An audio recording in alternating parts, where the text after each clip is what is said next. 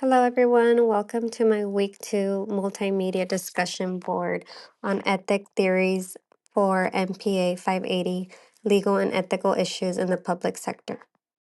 This is what I will be discussing in my presentation. I'll be going over St. Thomas Aquinas' natural law theory, Kant's categorical imperatives, Bentham and Mill's utilitarianism, and Hobbes' contractarianism. I will also be applying Kant's theory and Bentham and Mill's theory to the city of India, and then discussing how virtual theory applies to public administrators. Thomas Aquinas' natural law theory says that humans have a natural purpose, and we can use reason to understand right and wrong. He explains that people are naturally drawn to important human values like family, life knowledge, and community. Actions that support these are considered right, and actions that go against them are wrong. Even though people know what's right, they can still make bad choices because of poor judgment or emotions. He also introduces the idea of double effect, where an action can have both good and bad outcomes, but it can still be okay if the bad outcome isn't intended. Kant's theory is about doing the right thing, based on duty, not feelings or what the outcome is. He says some rules depend on what you want, but moral rules don't. They apply to everyone no matter what. He calls these categorical imperatives. He also says you should treat people with respect and not use them just to get what you want.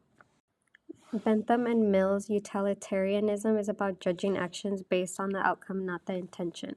The main idea is to do whatever creates the most happiness and the least amount of harm. It also means you have to think about everyone, not just yourself, because everyone's happiness matters the same. Overall, utilitarianism is about choosing the option that leads to most overall happiness for everyone. Hobbes' contractarianism is the idea that right and wrong come from agreements from people. It starts with the idea that without rules, life would be chaotic and unsafe, so people agree to give up some freedom to have order and protection.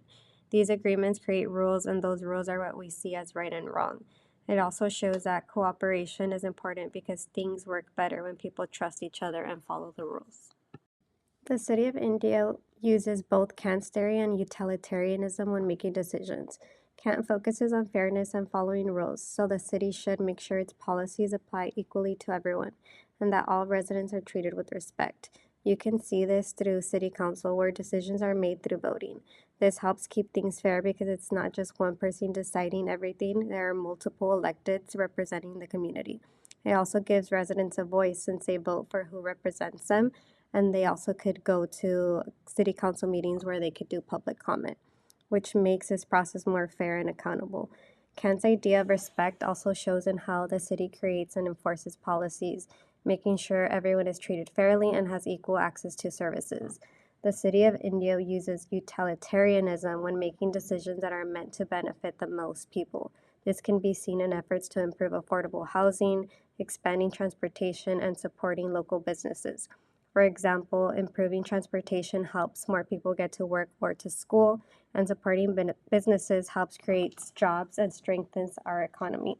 This also shows how the city focuses on the bigger picture and long-term impact of the city, not just short-term solutions.